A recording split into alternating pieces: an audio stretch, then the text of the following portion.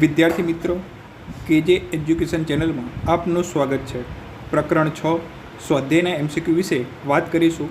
તો પહેલો પ્રશ્ન, સંયુક્ત રાષ્ટ્રોના ખતપત્રનો આરંભ શેનાથી થાય છે? તો 4 ઓપ્શન આપેલા છે, ઘોષણાપત્રથી, આમુખથી, માનવ હકોથી કે બંધારણથી। તો વિદ્યાર્થી મિત્ર, શું જવાબ આવશે? આનો જવાબ કોમેન્ટ બોક્સમાં આપજો। તો સાચો જવાબ આવશે આમુખથી।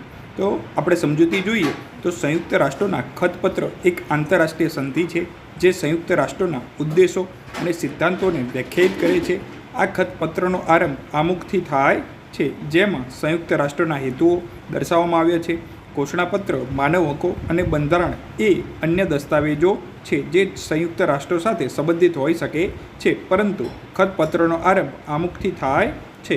તો જવાબ આવશે આમુખથી। ચલો વિદ્યાર્થી મિત્રો, બીજો પ્રશ્ન, ઘણા વિદ્વાનો કઈ ઘટનાને ઠંડા યુદ્ધની શરૂઆત માને છે? તો અહીંયા 4 ઓપ્શન આપેલા છે, બર્લિનની નાકાબંધી, જર્મનીના ભાગલા, જર્મન ચમત્કાર કે જર્મનીનું એકીકરણ। શું આવશે વિદ્યાર્થી મિત્ર જવાબ? કોમેન્ટ બોક્સમાં આપજો। તો જવાબ આવશે બર્લિનની નાકાબંધી। તો સમજૂતી જોઈએ કે બર્લિનની નાકાબંધી એ 1948માં સોવિયત યુનિયન દ્વારા પશ્ચિમ બર્લિનને ઘેરી લેવાની ઘટના હતી।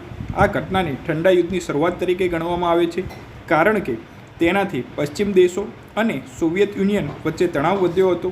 જર્મનીના ભાગલા, જર્મન ચમત્કાર અને જર્મનીનું એકીકરણ એ અન્ય ઘટનાઓ છે જે જર્મનીના ઇતિહાસ સાથે સંબંધિત છે, પરંતુ ઠંડા યુદ્ધની શરૂઆત સાથે સીધી રીતે સંકળાયેલી નથી। તો જવાબ આવશે બર્લિનની નાકાબંધી, જે ઠંડા યુદ્ધની શરૂઆત તરીકે ઓળખવામાં આવે છે। ચલો ત્રીજો પ્રશ્ન, સોવિયત યુનિયનના નેતૃત્વ હેઠળના દેશો કઈ વિચારધારામાં માનતા હતા? તો ઓપ્શન આપેલા છે, લોકશાહી, સામ્રાજ્યવાદી, સામ્યવાદી કે ઉદારમતવાદી। તો વિદ્યાર્થી મિત્ર, શું જવાબ આવશે? તો જવાબ આવશે સામ્યવાદી। તો આની સમજૂતી જોઈએ કે સોવિયત યુનિયન સામ્યવાદી વિચારધારાને અનુસરતું હતું, જેમાં ઉત્પાદનના સાધનો પર રાજ્યનું નિયંત્રણ હોય છે અને વર્ગવિહીન સમાજની સ્થાપના કરવાનો ધ્યેય હોય છે। લોકશાહી, સામ્રાજ્યવાદી અને ઉદારમતવાદી અન્ય રાજકીય વિચારધારાઓ છે જે સોવિયત યુનિયનથી અલગ છે। તો આપણે કહી શકાય કે સોવિયત યુનિયન સંઘ, અત્યારે આપણે રશિયા તરીકે ઓળખવામાં આવે છે, તેમાંથી 15 દેશો અલગ અલગ થયા। તો સોવિયત યુનિયન સંઘની જે વિચારધારા હતી એ સામ્યવાદી વિચારધારણા ધરાવતા હતા। ચલો ચોથો પ્રશ્ન, ભારતમાં બિનજોડાણની વિદેશ નીતિના પ્રવર્તક કોણ હતા? તો લાલ બહાદુર શાસ્ત્રી, ડૉક્ટર રાધાકૃષ્ણન, પંડિત જવાહરલાલ નહેરુ કે શ્રીમતી ઇન્દિરા ગાંધી। શું જવાબ આવશે વિદ્યાર્થી મિત્રો? તો જવાબ આવશે પંડિત જવાહરલાલ નહેરુ।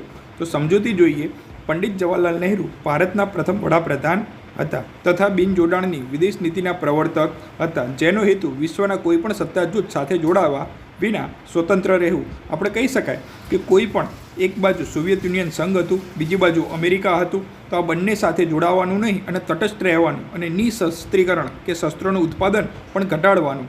બીજા ઓપ્શન આપેલા છે લાલ બહાદુર શાસ્ત્રી। તો લાલ બહાદુર શાસ્ત્રી એ આપણે કહી શકાય કે બીજા વડાપ્રધાન હતા, જેમને જય જવાન જય કિસાન જેવા સૂત્ર આપ્યા હતા।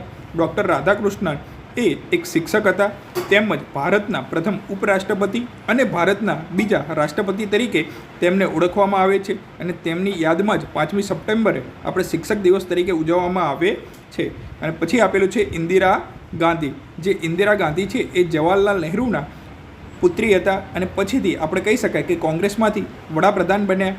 તો વિદ્યાર્થી મિત્રો, છઠ્ઠા ચેપ્ટરના એમસીક્યુ આપણે જોયા। હવે આવા જ બીજા એમસીક્યુ સાથે મળીશું।